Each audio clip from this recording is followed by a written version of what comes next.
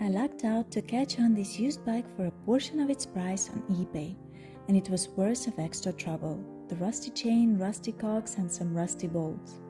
To get rid of the rust, I'll use a citric acid solution, which is 2-3 tablespoons of dry citric acid mixed with very hot water. On the video I used boiling water, because the hotter the water is, the better the solution works.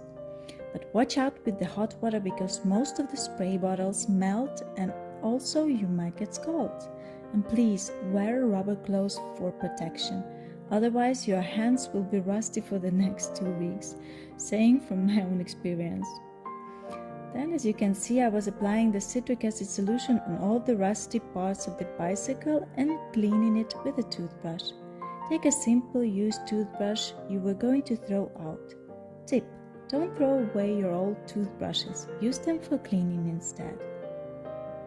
Here you can see the rusty drops. The rust is literally melting.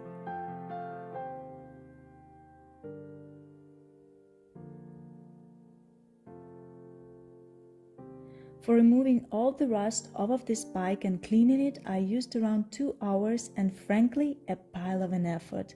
So in the end I thought maybe it would have made sense just to take off the chain and merge it into the citric acid solution. I cleaned the rust off of lots of rusty stuff, including stainless steel. It really works as long as you use hot water.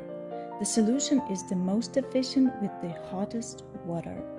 It could have taken less time and the efforts only to take the chain off of the bike and then put it back on. You can find citric acid and spray bottle following the links in the description of this video.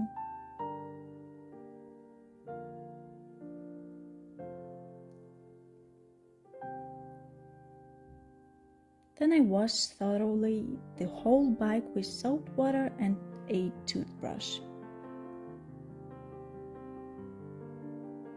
The bike looks almost like new.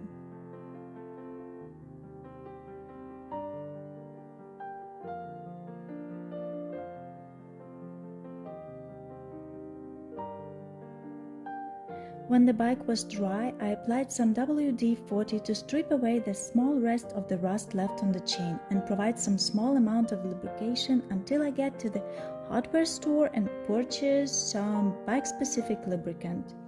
Take a look at additional after pictures in the blog post under the link in the description of this video. Thank you for watching.